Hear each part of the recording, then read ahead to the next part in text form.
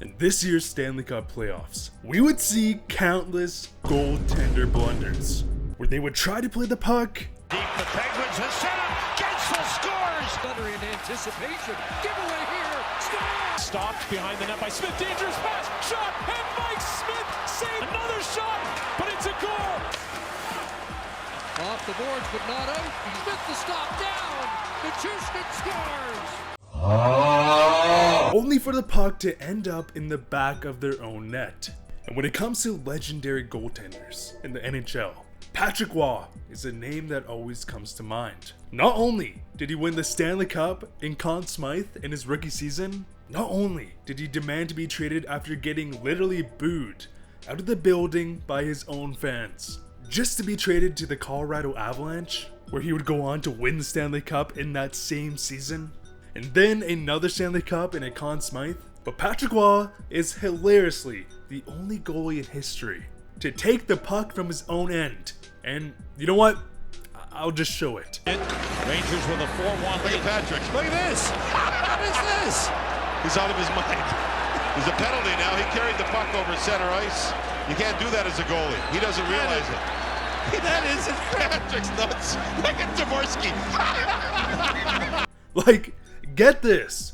Patrick Roy would take the puck, deke around two New York Rangers, one of them being who else but Wayne freaking Gretzky, and finish this play with a spinorama pass, which has to be one of the funniest NHL clips I've ever seen in my life. And not only that, Patrick Roy became the first goalie in history to receive a penalty for doing this while stick handling his way around two players, setting a precedent in hockey history that goalies cannot pass the red line. And this may not be as absurd as the fact that Patrick Roy is the only goaltender in NHL history to be scored on against a player looking for his 500th career tally. Not once, not twice, but 3 times in his career. Like, what are the odds? As he would be the goalie scored against for Steve Yzerman's 500th, Joel Mullen, and Brendan Shanahan. But this isn't even as confusing as the record the Boston Bruins would break in 1961. Because back in the day, the NHL draft did not exist. Not only did the Great Depression create the French-Canadian rule, which gave Montreal first dibs on all French Canadians, but at the time, up-and-coming superstars could basically be signed at any age, which would cause a panic for all NHL teams to start scouting children all over the continent in hopes of finding that hidden gem so they could snipe them before any other team. And considering that NHL teams back in the day were nowhere near as rich as they are today, it was not as simple as offering a professional contract to every good 10-year-old. Because, well, they would go broke in the process. Like, come on, in today's game, the hardest task in the entire sport is to scout an 18-year-old and project how they will develop in 5 years. Now imagine scouting a 10-year-old in hopes he will develop into a star when he's 25. Which reminds me of that Nathan For You episode where he starts offering contracts to 6-year-old soccer players in hopes of at least one of them becoming a professional player. But back in 1961, the Boston Bruins would sign the potential superstar Bobby Orr when he just turned 14. 14, ladies and gentlemen. And this contract was worth a grand total of $2,800. And so with inflation, $27,372.20, which allowed Boston to claim his rights, where he would play for the Oshawa Generals, who at the time were owned by the Bruins, where he would go on to claim 8 Norris trophies, 2 Stanley Cups, 2 Conn Smythe trophies, 2 Art Ross, 3 Hart trophies, the Ted Lindsay, and of course the Calder, on top of being the greatest defenseman in NHL history, as he would also break and still holds the record for the most points by a defenseman in a single season, with 37 goals, 102 assists for just a nice, 139 points. When it comes to potential stars putting up just absurd numbers, we of course can go over players like Mario Lemieux, who put up just an insane 282 points in his draft year, Wayne Gretzky, who put up, just a nice 517 points in Adam, or perhaps Tony Hand, who came to the WHL in his draft year, put up 8 points in 3 games. However, Hand didn't feel comfortable playing away from his family in the UK, and went on to putting up more points than any other professional player in hockey history, including Wayne Gretzky. But what has to be the most absurd stat line I've ever seen belongs to Nick Antropov. Because when it comes to stars playing within a foreign system that does not align with the player's unlimited potential, Nick Antropov was that guy.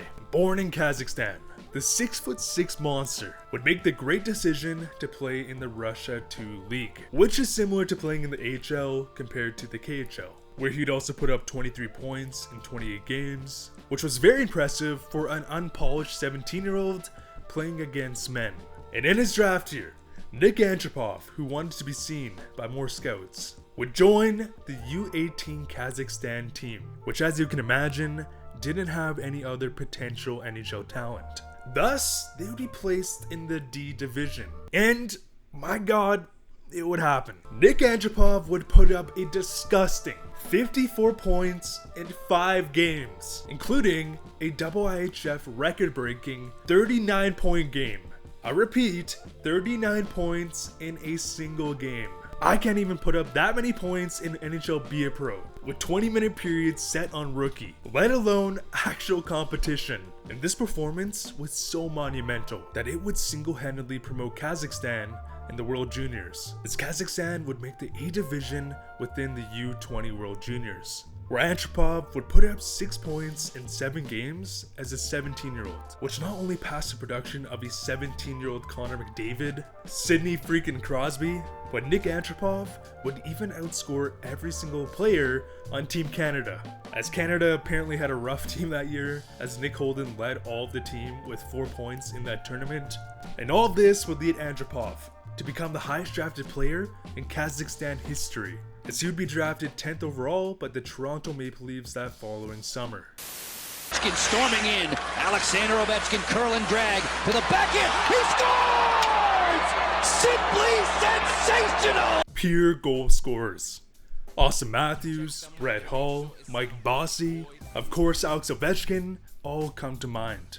When I hear the term pure goal scorer, I personally think in a 2-on-1 scenario. Majority of the time, that player rips a shot, and vice versa. For a pure playmaker, I think of a player like Jumbo Joe.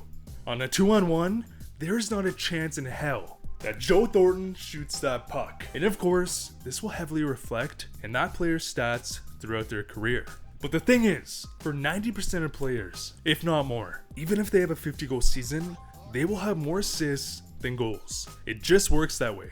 But this isn't always the case. In fact, I made a graph to show the discrepancy between players who are pure goal scorers and to those who are not, but showing the greatest goal scorers in their greatest goal to assist ratio seasons. Alex Ovechkin back in 2008, where he would have 65 goals, 47 assists, giving Ovi a 1.38 goals to assist ratio. Mike Bossy with 68 goals, 51 assists, giving him a 1.33. Yet, these numbers don't even come close to the goal to assist ratio of Brett Hull, as he would have an insane 86 goals with a hilarious 45 assists, giving Brett Hull a 1.91. So he would almost score 2 goals for every 1 assist. Austin Matthews with a 1.64, Leon Draisaitl at 1, Wayne Gretzky, Mario Lemieux, Connor McDavid, Chris Kreider, just this past season, would earn a spot near the top with 52 goals and 25 assists, giving him a 2.08 goals to assist ratio.